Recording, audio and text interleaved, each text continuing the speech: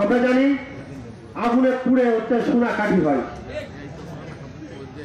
এখানে আপনারা যারা আছেন তারা হচ্ছে 17 বছর ধরে আওয়ামী দুঃশাসনের বিরুদ্ধে আন্দোলন সংগ্রাম করে জেল, জুলুম, নির্যাতন, নিপীড়ন, গ্রেপ্তার, হামলা, মামলা, খুন, জখমের পরে যারা এখানে উপস্থিত হয়েছেন তারা হচ্ছেন বিএনপি সেই কাঠি সোনা যারা আপনারা এখানে আছেন। বন্ধুরা, আপনারা নির্ধারণ করবেন বাজিতপুর উপজেলার নেতৃত্ব আগামী দিনে কার হাতে যাবে।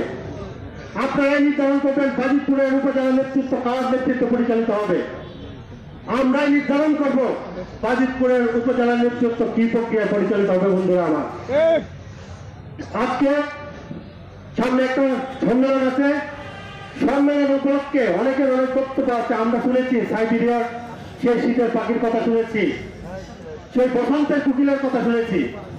17 বছর ধরে এই সাইবেরিয়ার শীতের পাখি আর বসন্তের কুকিল থেকে আমরা দেখতে পাইনি। আপনারা যারা ছিলেন আমরা তাদেরকে দেখেছি। আজকে যে মনিরের কথা বলা হচ্ছে, মনির সে বারবার বলা হচ্ছে ছাত্র দলের সোনালী ফসল। মনির প্রতি এত বিদ্বেষ কেন, এত প্রতিযোগিতা কেন? কারণ মনির যখন ছাত্র দলের সভাপতি ছিল তখন ছাত্র দলের সভাপতি থাকা অবস্থায় সে সারা বাজিতপুর উপজেলা বিএনপিকে পরিচালিত করত। আর আজকে তো মনির উপজেলা বিএনপির সাধারণ সম্পাদক, সুতরাং সে উপজেলা বিএনপি পরিচালিত করেছিল, করছে এবং আগামীতে মনির এই উপজেলা বিএনপি পরিচালিত করবে। এই মনির একটা বিপ্লবের নাম। আমরা বিপ্লবকে চিনি, বিপ্লবের যে চরিত্র আছে তার মধ্যে আমরা এই চরিত্র দেখেছি। এই মনির একটা সংগ্রামের নাম। এই মনির বাজিতপুর বিএনপির ইতিহাসে একটা ইতিহাসের নাম। আমাদের যদি আকাশের নক্ষত্রের কথা বলি, বিএনপির একটা উজ্জ্বল নক্ষত্র হচ্ছে বাজিতপুরে মনির যেমন মনির। আর যদি একটা কথা স্পষ্ট করে বলি, আমরা যদি বলি যে আগ্নেয়গিরি, মনির হচ্ছে বিএনপির একজন আগ্নেয়গিরি। সুতরাং মনিরের কাছে যদি কেউ লাগতে আসেন নিচে পুড়ে যাবেন, বেঁচে থাকতে পারবেন না। বন্ধুরা, আজকে আপনারা যারা আসছেন আপনাদের 17 বছর আপনাদের ভূমিকা কি? আমরা যখন রাষ্ট্রপতি ছিলাম আপনারা তখন ঘরের করে বসেছিলেন। আমরা যখন আন্দোলন সংগ্রাম করেছি আপনারা তখন আওয়ামী লীগের দালালিতে ব্যস্ত ছিলেন। আমরা যখন বন্দুকের নলের মুখে জীবন নিয়ে যুদ্ধ করেছি তখন আওয়ামী লীগের সাথে আপনারা দালালিতে ব্যস্ত ছিলেন, আপনারা ভাগাভাগিতে ব্যস্ত ছিলেন। আমরা যখন রাতের অন্ধকার নিজের বাসায় ঘুমিয়ে থাকতে পারিনি আপনারা রাজপথে আওয়ামী লীগের সাথে মিলেমিশে হচ্ছে বুক খুলে রেখেছেন। বন্ধুরা, আমরা এগুলো ধরে নিই। আমরা 17 বছর ধরে আন্দোলন করেছি, সংগ্রাম করেছি, যুদ্ধ করেছি, জীবন দিয়েছি, রক্ত দিয়েছি, নিপীড়নের শিকার হয়েছি, জুলুমের শিকার হয়েছি, অত্যাচারের শিকার হয়েছি, জুলুমের শিকার হয়েছি, আমরা গ্রেপ্তার হয়েছি, জেল কেটেছি, মামলা খেয়েছি, গ্রেপ্তার হয়েছি। আপনারা কি করেছেন? আমরা 17 বছর ধরে যুদ্ধ করেছি। যদি নতুন করে যদি বিএনপিকে কেউ বিতর্কিত করতে চাই, বর্তমান বিএনপির নেতৃত্ব ইকবাল সাহেবকে, মনির সাহেবকে বিতর্কিত করতে চাই, আমরা 17 বছর ধরে একবার যুদ্ধ করেছি, আমরা প্রয়োজনে আবার একটা যুদ্ধ করব।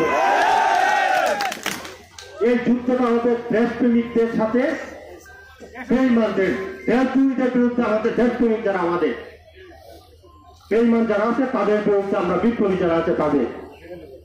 আমরা সত্যের সত্য, আমরা অন্যায়ের বিরুদ্ধে সত্যের একটা যুদ্ধ হবে। আমরা সামনে কাউন্সিল আছে, আমরা প্রায়ই মানুষকে বিতর্কিত করে এই বিতর্কের অবসান হওয়া অত্যন্ত জরুরি হয়ে রয়েছে। এই অস্ত্রটা, এই ট্রাম্প কার্ডটা আপনারা যারা বসে আছেন, ইউনিয়নের 71 জন যারা সদস্য আছে তাদের হাতে এই ট্রাম্প কার্ডটা আছে। আমরা যখন ফুটবল খেলা দেখি দেখবেন মাঠে হাজার হাজার দর্শক থাকে। এই দর্শক নির্ধারণ করে যে খেলার ফলাফল কি হবে, অনেকটা গুরুত্বপূর্ণ ভূমিকা রাখে। আজকে এই যে আপনারা যারা দর্শক আছেন, বাজিতপুর উপজেলা বিএনপি যারা পরিচালিত করেছে, তারা আজকে এখানে উপস্থিত হয়ে যারা ইকবাল শাহ মনিরের বিরুদ্ধে যারা লেগেছেন তাদের জন্য আজকে হলুদ কার্ড দিকে দিয়েছে। কিন্তু সামনে যে কাউন্সিলটা হবে, আপনারা যারা অপেক্ষা করছেন আমাদের সাথে কন্টেস্ট করার জন্য, আপনারা লাল কার্ড পাওয়ার জন্য তৈরি হয়েছে। আর আমরা কেন এত মানুষগুলি কেন ইকবাল মনিরের পিছনে আমরা দাঁড়াবো? এই যে অনেকে বলে গেছেন ইকবাল শাহ, মনির শাহ 17 বছর, 17 বছর। আসলে কি 17 বছর? ইকবাল তো প্রায় 2 দশক, প্রায় 25 বছর ধরে বিএনপিকে আঁকিয়ে রেখেছেন বাজিতপুর নিকলিতে। আর মনিরের অবস্থা তো ইকবাল সাহেবের চেয়ে অনেক বেশি। সুতরাং যে শেকড় বটগাছের শেকড় অনেক মাটির নিচে পতিত। আপনারা ইচ্ছা করলে তাকে উপড়িয়ে যেতে পারবেন, বরং তার ছায় আপনারা ছায়া নিতে পারবেন। সুতরাং ছায়া নেওয়ার জন্য সে পঞ্চায়েত বট গাছ এক না। আজকে এখানে যারা আপনারা আছেন তারা কোনো বেঈমান না, তারা আওয়ামী লীগের কোনো দালাল না, তারা বিজ্ঞাপন না, তারা লেনগুপ্তর না, তারা আব্দুল রায় বল্লভ এরা না, এরা সবার দেশপ্রেমিক পরীক্ষিত সৈনিক আপনারা যারা আছেন।